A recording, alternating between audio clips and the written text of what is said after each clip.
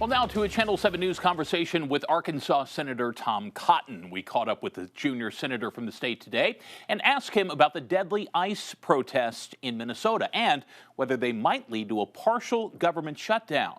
Channel 7's Andrew Mobley spoke with Senator Cotton. He joins us now live from our Content Center with that. Andrew. Democratic senators are threatening to withhold votes necessary to pass an appropriations package that includes a $10 billion funding bill for DHS. If it isn't passed by Friday, the Departments of Defense, Health and Human Services, Transportation, and more won't have funding.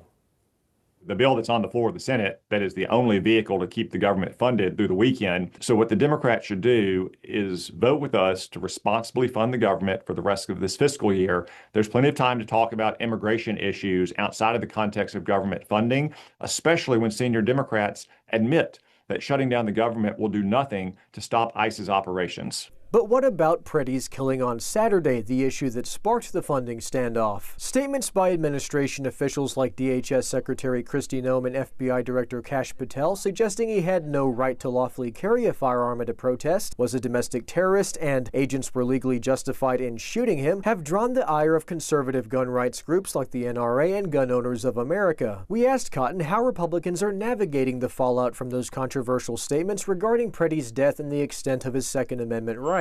Regarding the lawful carrying of a firearm, no, of course, it's never justification for an arrest and certainly for the use of violence. It's premature to conclude anything about Mr. Preddy or why he was there or what happened specifically. There is an investigation ongoing. President Trump has said he wants to see that reach its conclusion before anyone draws any deliberate conclusions. I always give law enforcement the benefit of the doubt in these cases, but of course I want to see the findings as well. We asked Cotton if he believes ICE agents are being appropriately vetted given their expedited hiring and training. I do. I have no reason to believe otherwise, and I think a lot of the people who are hired into ICE have prior law enforcement experience. We also asked why Border Patrol Commander Greg Bavino was recently removed from Minnesota and if the Trump administration is trying to dial down the tension there. Well, President Trump, just like all of us, don't want to see American citizens die in our streets. And the deaths of Alex Preddy and Renee Good were terrible tragedies, and they could have been avoided if state and local officials in Minnesota would simply cooperate with federal law enforcement. In Arkansas, we've had more than 700 ICE arrests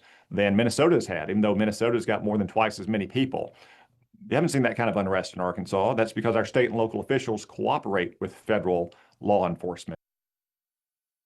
Here in Arkansas, state and local law enforcement agencies are obligated to participate in a federal program that bestows them with some immigration enforcement training and authority from ICE.